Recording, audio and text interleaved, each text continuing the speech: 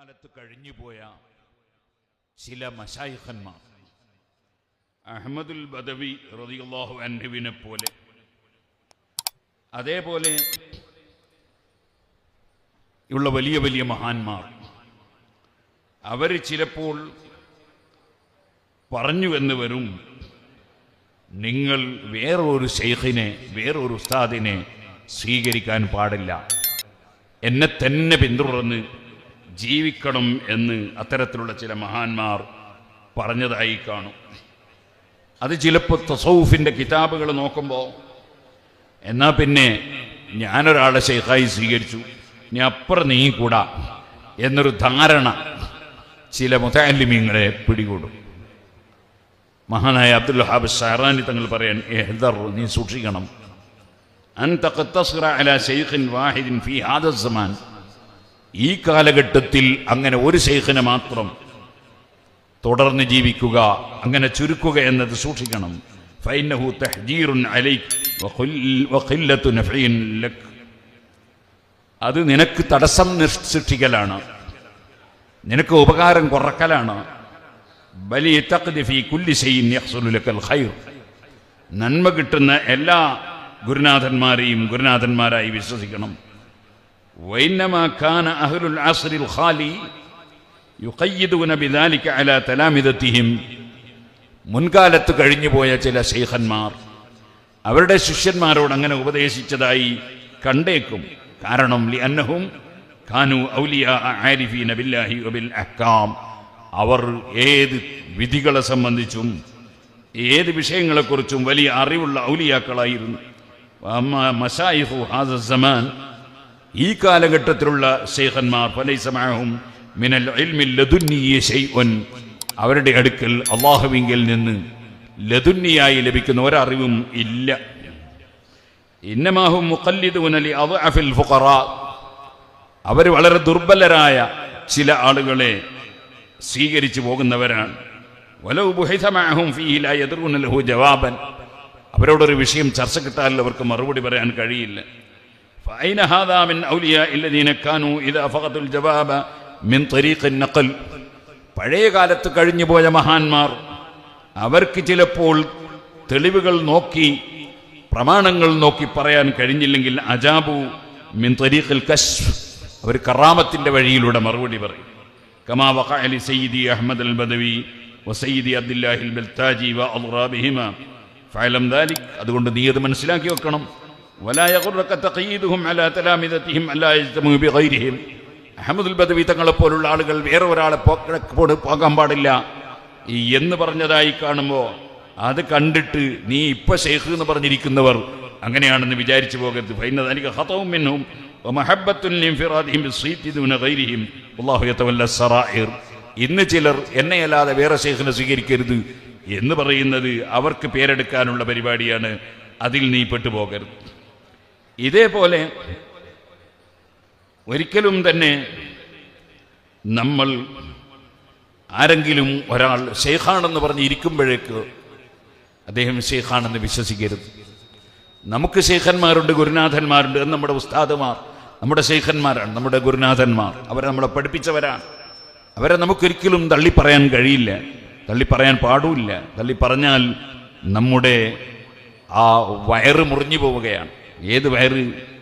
നമ്മുടെ നെഞ്ഞിൻ്റെ ചോടയുള്ള വയറല്ല, നമുക്ക് കണക്ഷൻ കിട്ടേണ്ട വയറ്. ആ വയറ് മുറിഞ്ഞു പോവുകയാണ്. അഷ്റഫുൽ ഖൽഖ് സല്ലല്ലാഹു അലൈഹി വസല്ലം തങ്ങൾ മുതൽ ഇതേവരെയുള്ള നമ്മുടെ മുൻഗാമികളായ പണ്ഡിതന്മാർ മുഖേനയാണ് നമുക്ക് ഈമാനിൻ്റെയും ഇസ്ലാമിൻ്റെയും കണക്ഷൻ ലഭിച്ചത്. അവരെ തള്ളിപ്പറഞ്ഞുകൊണ്ട് ഒരിക്കലും തന്നെ നാം ഒരാശയത്തിലും ഒരിക്കലും പെട്ടുപോകാൻ പാടില്ല. മഹാനായ ഇമാം ഷഅറാനി റളിയല്ലാഹു അൻഹു ഒന്നുകൂടി പറഞ്ഞു. മഹാനായ അഹ്മദുൽ കബീർ റിഫായി തങ്ങൾ പറഞ്ഞിട്ടുണ്ട്, കുൻ ദനബൻ വലാ തകുൻ റഅസൻ, നീ വാലാകണം, തലയാകാൻ പോകരുത്. കാരണം ആദ്യത്തെ വെട്ട് തലക്കാണ്, വാലിനല്ല. വാലിനി വെട്ട് കിട്ടിയാൽ തന്നെയും ചിലപ്പോൾ തലയും കൊണ്ട് രക്ഷപ്പെടും. അതുകൊണ്ട് തലയാകാൻ നോക്കരുത്, വാലാകാൻ നോക്കണം എന്ന് പറഞ്ഞാൽ അതിൻ്റെ അർത്ഥം ഞാനൊരു നേതാവാകണം എന്നല്ല ചിന്തിക്കേണ്ടത്, ഞാനൊരു അനുയായിയാകണം എന്നാണ് ചിന്തിക്കേണ്ടത്. ഞാനൊരു പ്രവർത്തകനാകണം എന്നാണ് ചിന്തിക്കേണ്ടത്. ഞാനൊരു നേതാവാകണം എന്നല്ല ചിന്തിക്കേണ്ടത്. മഹാനവറുകൾ പറഞ്ഞു, ഇന്നത്തെ കാലഘട്ടം എന്ന് പറയുന്നത് ആളുകൾ പലപ്പോഴും പുകഴ്ത്തി അങ്ങ് പറയും. ഈ വിനീതനായ ഞാൻ തന്നെ സ്റ്റേജ് മേൽ കയറിയിരുന്നാൽ ചിലപ്പോൾ സ്വാഗതം പറയുന്നവരൊക്കെ പുകഴ്ത്തുന്നത് കേട്ടിട്ട് ഞാൻ അങ്ങനെയാണെന്ന് വിചാരിച്ച് എങ്ങനെ ഉണ്ടാവും? സുബ്ഹാനല്ലാഹ്. കുയ്യാനയെ പിടിച്ച് വലിയ കാട്ടാനയാക്കി താപ്പാനയാക്കി പ്രചരിപ്പിക്കുന്ന ഒരു കാലഘട്ടമാണിത്. അതുകൊണ്ട് തന്നെ അത്തരത്തിലുള്ള യാതൊന്നിലും മനുഷ്യൻ പെട്ടുപോകരുത് എന്ന് മാത്രമല്ല, നമ്മളെ സംബന്ധിച്ച് നമ്മളൊരു വലിയ ആളാണ്, മഹാനാണ് എന്നൊരാൾ പറയുന്നത് കേട്ടാൽ അത് അംഗീകരിച്ചു കൊടുക്കുകയും ചെയ്യരുത്.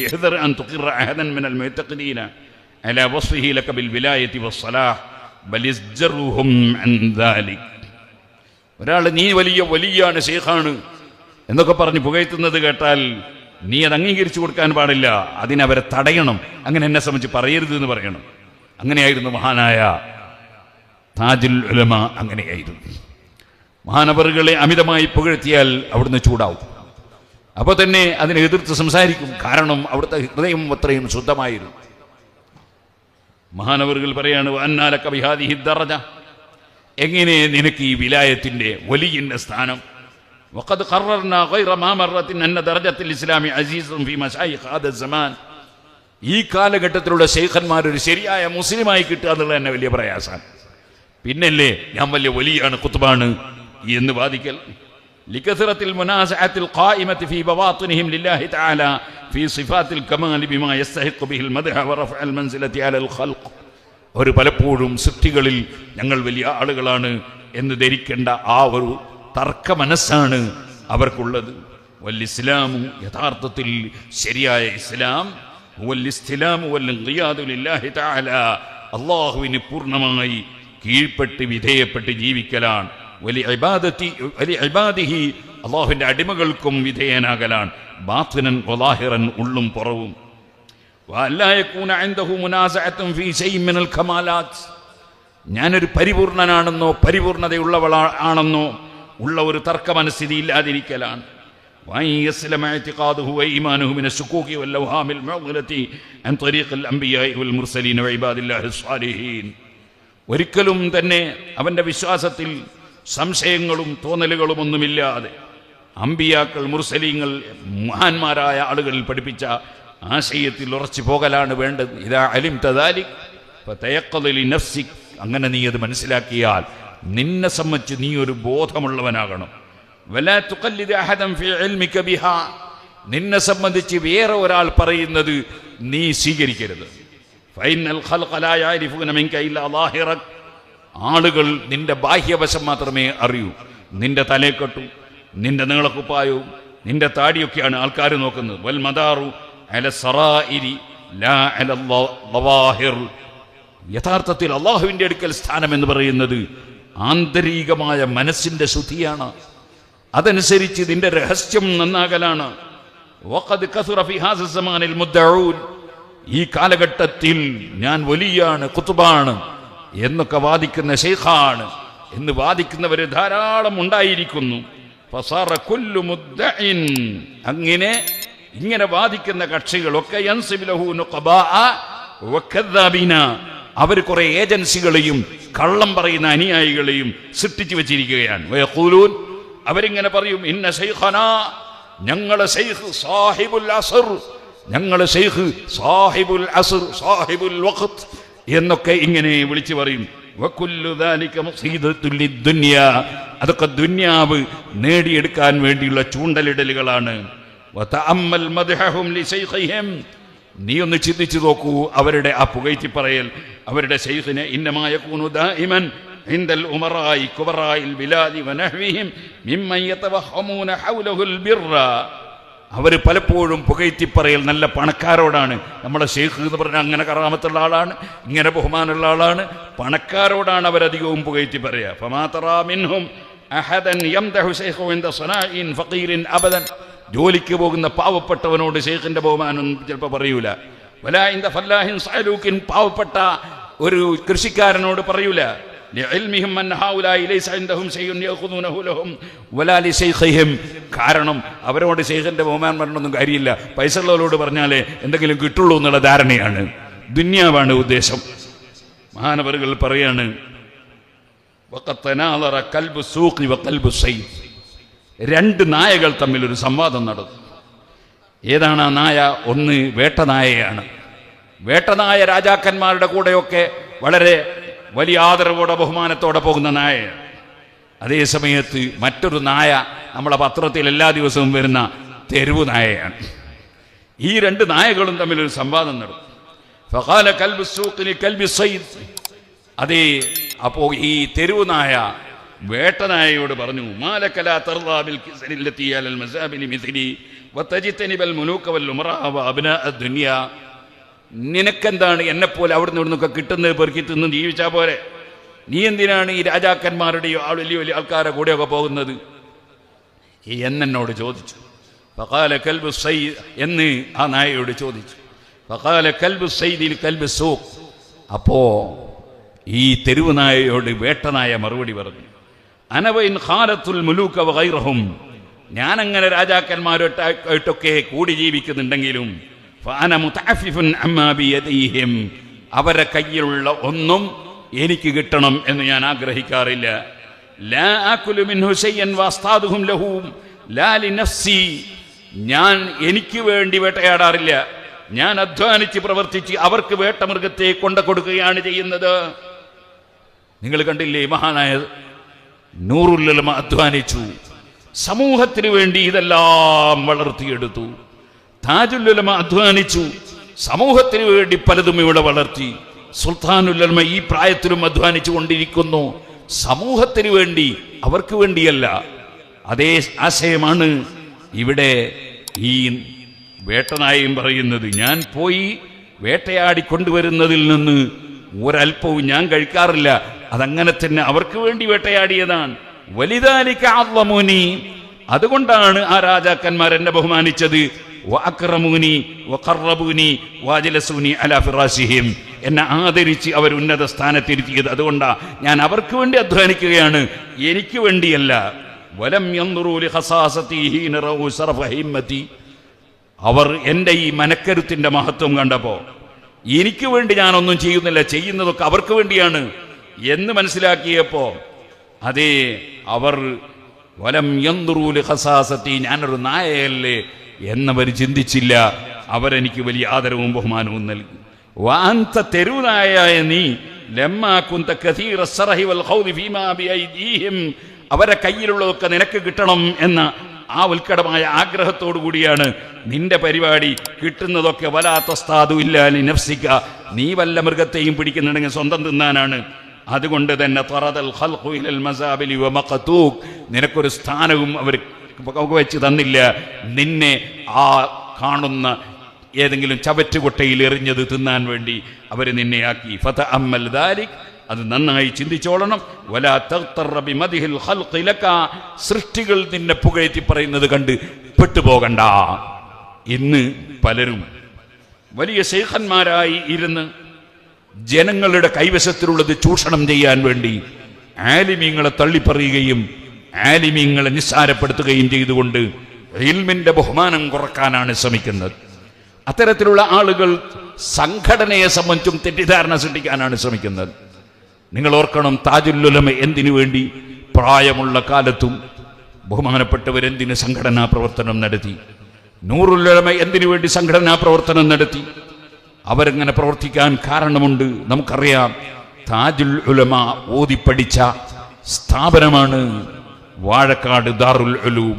അന്നത്തെ കാലത്ത് അതൊരു വലിയ സ്ഥാപനം തന്നെയാണ്. ആ താജുൽ ഉലമ ഓതിക്കൊടുത്ത മർഹൂം കണ്യത്ത് ഉസ്താദ്, അല്ലാഹു അവരെല്ലാം കൂടെ നമ്മയും സ്വർഗത്തിൽ ഒരുമിച്ച് കൂട്ടട്ടെ. കണ്യത്ത് ഉസ്താദ് ഓതിപ്പടിച്ച സ്ഥാപനമാണ് ദാറുൽ ഉലൂം. അവിടെ ദർസ് നടത്തിയത് ശംസുൽ ഉലമ ഖുതുബി മുഹമ്മദ് മുസ്ലിയാരാണ്. അവിടത്തേക്ക് അതിനു മുമ്പ് തന്നെ ദർസിൽ വന്നത് അവിടുത്തെ ഉസ്താദാണ്. ആ ദാറുൽ ഉലൂം ഇപ്പോൾ ആരുടെ കൈവശത്തിലാണ്? അത് സുന്നത്ത് ജമാഅത്തിന്റെ വിരോധികളുടെ കൈവശത്തിലാണ്. എന്തുകൊണ്ടാണ് അങ്ങനെ ആയിപ്പോയത്? ആ കാലഘട്ടത്തിൽ നമ്മുടെ SYS ഉം SSF ഉം മുസ്ലിം ജമാഅത്തും ഇന്നത്തതുപോലെ സജീവമായി ഉണ്ടായില്ല എന്നതാണ്. ഉണ്ടായിരുന്നുവെങ്കിൽ അതിനെതിരെ ശബ്ദമുയരുമായിരുന്നു. അബുൽ ഹസൻ ശാദുലി റളിയല്ലാഹു അൻഹുവിന്റെ ശാദുലി റാത്തീബ് ചൊല്ലുന്നവർ ഇപ്പോഴുമുണ്ട്. ആ അബുൽ ഹസൻ ശാദുലി തങ്ങളുടെ പേരിൽ നിർമ്മിക്കപ്പെട്ട കോഴിക്കോട്ടെ ശാദുലിപ്പള്ളി ഇപ്പോൾ ആരുടെ കൈവശത്തിലാണ്? അത് മുജാഹിദിന്റെ കൈവശത്തിലാണ്. കാരണം എന്താണ്? അവിടെ ആ കാലഘട്ടത്തിൽ സുന്നത്ത് ജമാഅത്തിന്റെ സംഘടന ശക്തിപ്പെട്ടില്ല എന്നതാണ്. മഹാനായ മുഹയ്യിദ്ദീൻ ശൈഖ് റളിയല്ലാഹു അൻഹു മഹാനവറുകളുടെ പേരിൽ അതേ മുഹയ്യിദ്ദീൻ മാല രചിച്ച പണ്ഡിതൻ കോഴിക്കോട്ടുകാരനാണ്. കോഴിക്കോട്ടത്തൂറ തന്നിൽ പിറന്നോവർ കോർവ ഇതൊക്കെയും നോക്കിയെടുത്തോവർ.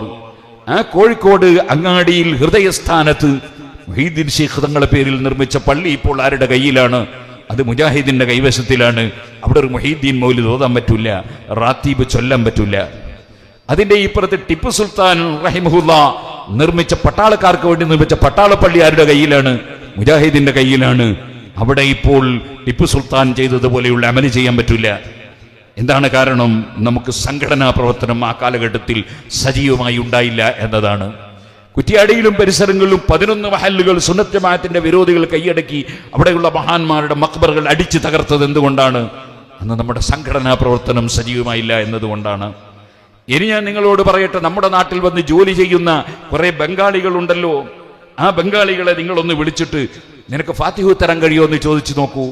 പേര് നല്ല സദഖത്തുള്ള, റഹ്മത്തുള്ള, ഹബീബുർ റഹ്മാൻ ഇങ്ങനെയൊക്കെയാണ് പേര്.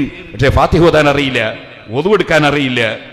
എന്തേ കാരണം? അവിടെ നമ്മുടെ സമസ്ത കേരള ജമിയത്തുലും ഉണ്ടായില്ല. സമസ്ത കേരള ജമിയത്തുലമയുടെ കീഴിലുള്ള വിദ്യാഭ്യാസ ബോർഡ് ഉണ്ടായില്ല. സമസ്ത കേരള ജമിയത്തുലമയുടെ കീഴിലുള്ള സംഘടനാ പ്രവർത്തനം ഉണ്ടായില്ല. അതുകൊണ്ട് ഇന്ത്യ രാജ്യത്തെ ബഹുഭൂരിപക്ഷം വരുന്ന കോടിക്കണക്കിന് മുസ്ലിമീങ്ങൾ അവർ അനാഥകളായി പോയി. കാരണം ഉലമാക്കൾ സംഘടിച്ച് ജനങ്ങളെ പ്രവർത്തന രംഗത്തിറക്കുന്നതിൽ വടക്കേ ഇന്ത്യയിൽ വിജയം കൈവരിക്കാൻ കഴിഞ്ഞില്ല. അവിടെ ആലിമീങ്ങളില്ലാഞ്ഞിട്ടല്ല, ആലിമീങ്ങളെന്നും എന്നും ഉണ്ടായിരിക്കും. പക്ഷേ സുന്നത്ത് ജമാഅത്തിന്റെ സംഘടനാ പ്രവർത്തനം ഉണ്ടായില്ല. അതുകൊണ്ട് തന്നെ ആ വടക്കേ ഇന്ത്യയിൽ പല സ്ഥലങ്ങളിലും വളരെ പരിതാപകരമായ അവസ്ഥയായി പോയി. ജുമാ നിസ്കരിക്കാൻ വിളിക്കും, എനിക്ക് ഫാത്തിഹ ഓതാൻ അറിയില്ല എന്ന് പറയുന്നവരാണ് നമ്മുടെ നാട്ടിൽ വന്ന് ജോലി ചെയ്യുന്നവർ. ഈമാനില്ലാത്തവരാണെന്ന് പറയാൻ പറ്റില്ല, പക്ഷെ അവർക്ക് ഇൽമില്ല. അപ്പൊ സംഘടനാ പ്രവർത്തനം ഇല്ലെങ്കിൽ, ഞാൻ പറയട്ടെ, സംഘടന ഇല്ലായിരുന്നുവെങ്കിൽ ഇവിടെ ജാമിഅ സഅദിയ ഇല്ല, മർക്കസു സഖാഫത്തി സുന്നിയ ഇല്ല, സിറാജുൽ ഹുദ ഇല്ല, മഅദിൻ ഇല്ല, മഖർ ഇല്ല. സംഘടന ഉണ്ടായത് കൊണ്ടാണ് ഇതൊക്കെ ഉണ്ടായത്. അത് വേണമെന്ന് ചിന്തിച്ച നമ്മുടെ പണ്ഡിതന്മാർ, അവരെക്കാൾ വലിയ വിവരമുള്ളവരൊന്നും ഇപ്പോൾ ആരുമില്ല കേട്ടോ. താജുൽ ഉലമയെ മറികടക്കുന്ന, നൂറുൽ ഉലമയെ മറികടക്കുന്ന, ഓക്കെ ഉസ്താദിനെ മറികടക്കുന്ന അങ്ങനത്തെ വലിയ ആലിമീങ്ങളൊന്നും ഇവിടെ ആരും ഉണ്ടെന്ന് വിശ്വസിക്കാൻ നമ്മളാരും വിഡ്ഢികളല്ല. അതുകൊണ്ട് പറയട്ടെ, ആ സാലിഹീങ്ങളായ പണ്ഡിതന്മാർ, അവരെന്നും ദിക്റ് ചൊല്ലുന്നവർ, വണ്ടിയിലിരുന്നാലും ഖുർആൻ ഓതുന്നവർ, ഒരു ദിവസവും തഹജ്ജുദ് നഷ്ടപ്പെടാത്തവർ, ഒരു ദിവസവും ദുഹാ നഷ്ടപ്പെടാത്തവർ, അങ്ങനെയല്ലേ ആ മഹാന്മാരുടെ ജീവിതം. ഇപ്പോൾ നിങ്ങളൊന്ന് ചോദിച്ചോ, ശൈഖായിരിക്കുന്നവരും മുരീദായി പ്രചരിപ്പിക്കുന്നവരും അവരോട് ചോദിക്കും, ദുഹാ എത്രയാ നിസ്കരിച്ചത്, തഹജ്ജുദ് എപ്പോഴാണ് നിസ്കരിച്ചത്, ഖുർആൻ എത്രയോ ദിവസം ഓതിയത്, ദിക്ർ എത്രയാ ചൊല്ലിയത്, ഉറങ്ങാൻ കിടക്കുമ്പോൾ ഏതൊക്കെയാ ദിക്ർ ചൊല്ലിയെന്ന്. ഉറങ്ങാൻ കിടക്കുമ്പോൾ കുറേ ഗീബത്ത്, കുറേ നമീമത്ത്, മഗ്രിബ് മുതൽക്കേ ഗീബത്തും നമീമത്ത്. ഇങ്ങനെയല്ലേ ഇന്നത്തെ ജീവിതം. ഈ ജീവിതം നയിച്ചിട്ട് ഞങ്ങൾ ശൈഖന്മാരാണെന്ന് വാദിച്ച് സംഘടന വേണ്ടെന്ന് പറയുന്നവരുടെ ചതിയിലും പെട്ടുപോകരുതെന്ന് മഹാനായ അബ്ദുൽ വഹാബ് ശഅറാനി റളിയല്ലാഹു അൻഹു, അതേ മുഹമ്മദ് ഇബ്നുൽ ഹനഫിയ്യ എന്ന് പറയുന്ന അലി റളിയല്ലാഹു അൻഹുവിന്റെ ഭാര്യ അൽ ഹനഫിയ്യ എന്ന് പറയുന്ന ഭാര്യയിൽ ജനിച്ച മോനാണ്. ആ മോനാണ് മുഹമ്മദ് ഇബ്നുൽ ഹനഫിയ്യ. അവരുടെ സന്താന പരമ്പരയിലുള്ള മഹാപണ്ഡിതനും സൂഫിയാക്കളുടെ നേതാവും ആരിഫും ആലിമും ശൈഖുമാണ് അബ്ദുൽ വഹാബ് ശഅറാനി റളിയല്ലാഹു അൻഹു. മഹാനവറുകളുടെ കാലഘട്ടത്തിൽ തന്നെയുള്ള പല ശൈഖന്മാരും വാദികളാണ്. ശൈഖന്മാരല്ല, ശൈഖ് വാദിക്കുകയാണ് എന്ന് പറഞ്ഞുകൊണ്ട് എത്രയാണ് മഹാനവറുകൾ കിതാബ് എഴുതിയത്. എങ്കിൽ പിന്നെ ഈ ആഖിർ സമാനിൽ അത്തരത്തിലുള്ള വാദമുന്നയിച്ച് ഉലമാക്കളെ തള്ളിപ്പറയുന്നവരും സംഘടനകളെ തള്ളിപ്പറയുന്നവരുമൊക്കെ ഇന്ന് ഒരു മുസീബത്താണ് എന്ന് മനസ്സിലാക്കണം എന്ന് മാത്രം ഈ സമയത്ത് എല്ലാവരോടും ഉണർത്തി. ചെറുപ്പക്കാരായ പണ്ഡിതന്മാർ എവിടെ എത്തിയാലും നമ്മുടെ സംഘടന നൂറുൽ ഉലമ പഠിപ്പിച്ച, അതേ താജുൽ ഉലമ പഠിപ്പിച്ച നമ്മുടെ സംഘടന വളർത്തുന്നതിൽ നമ്മൾ സജീവമാകണം എന്നുകൂടി ഉണർത്തി ഞാൻ എൻ്റെ വാക്കുകൾ അവസാനിപ്പിക്കുന്നു. ഇൻഷാ അല്ലാഹ് നല്ല രസകരമായ പ്രസംഗം പ്രിയപ്പെട്ട കൂറ്റമ്പാറ അബ്ദുറഹ്മാൻ ദാരിമിയിൽ നിങ്ങൾക്ക് കേൾക്കാം.